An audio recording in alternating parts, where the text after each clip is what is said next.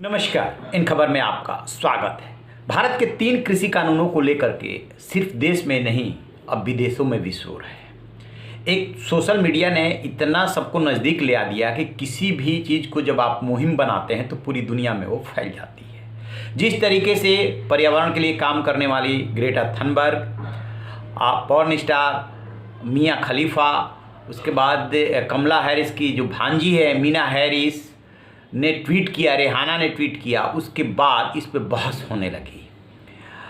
Greta Thunberg ने तो वो प्लानिंग भी ट्वीट कर दी जो इसको अंतर्राष्ट्रीय स्तर पर फैलाने के लिए बनाई गई है। बाद में उन्होंने डिलीट किया, फिर उसको अपडेट किया है उन्होंने। लेकिन इस बीच अमेरिका की प्रतिक्रिया आई है। पहली बार अमेरिका इस मामले पे बोला है। उसके विदेश मंत्रालय के प्रवक्ता ने कहा है कि इससे बाजार में सुधार होगा। साथ ही उसने ये भी कहा, बहुत सधी हुई प्रतिक्रिया दी है कि वहाँ के सुप्रीम कोर्ट ने कहा है कि जो धरना प्रदर्शन होते हैं शांतिपूर्वक, वो लोकतंत्र की जीवंतता के प्रमाण होते हैं और शांतिपूर्वक धरना प्रदर्शन करने का अधिकार हर नागरिक को है। उसी बात को उसने दोहराया है। साथ में ये भी कहा है कि यदि इस मसले पे राजनीतिक दलों में मतभेद है या संगठनों से मतभेद है तो आपस में मिल बैठ करके उसे सुलझाया जा सकता है। लेकिन उसने कृषि कानूनों का समर्थन किया है कि इससे निजी निवेश बढ़ेगा और फायदे होंगे इसके। दरअसल इसमें जो बहस चल रही है कि जो 3 कृषि कानून मोदी सरकार लेकर के आई उसके नुकसान ज़्यादा हैं, फायदे कम, ऐसा किसानों का मानना है। और एपीएमसी मंडियां खत्म हो जाएगी, निजी क्षेत्र का एकाधिकार हो जाएगा, तो फिर किसान जो है उनके हाथ में बिकने को तैयार हो जाएंगे। मतलब उनके पास कोई चारा नहीं बचेगा। क्यों?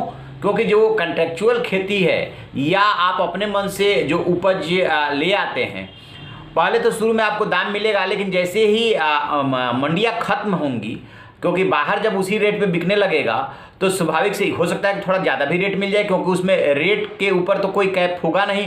न्यूनतम समर्थन मूल्य से जो ज़्यादा दे दे, तो उनकी आशंका ये है कि निजी क्षेत्र पहले ज़्यादा दर पे खरीदेगा, मंडियों को ख़त्म करेगा, उधर से सिक्योरिटी खत्म हो जाएगी, फिर जो निजी क्षेत्र है वो मनमानी करने लगेगा। देखिए, आशंका में बल है, ऐसा नहीं है।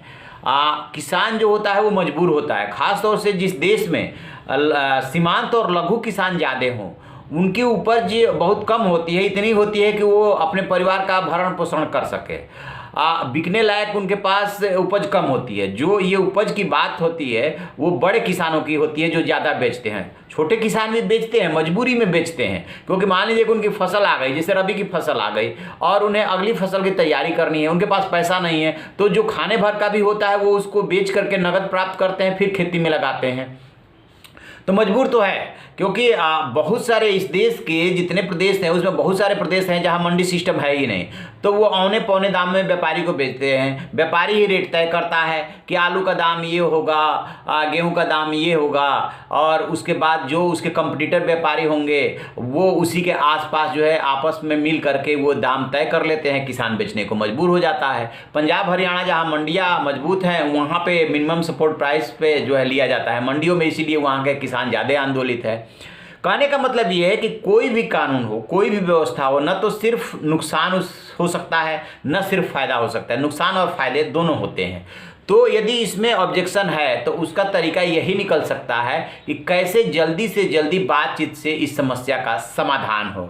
और अमेरिका ने जो प्रतिक्रिया दी है वो सधी हुई बहुत अच्छी प्रतिक्रिया दी है। तो देखते हैं कि अभी 6 फरवरी को इन लोगों ने चक्का जाम का आह्वान किया है कि आगे ये आंदोलन कौन सा टर्न लेता है। तो आप रहिए ना बेखबर, देखते रहिए इन खबर। Thank you.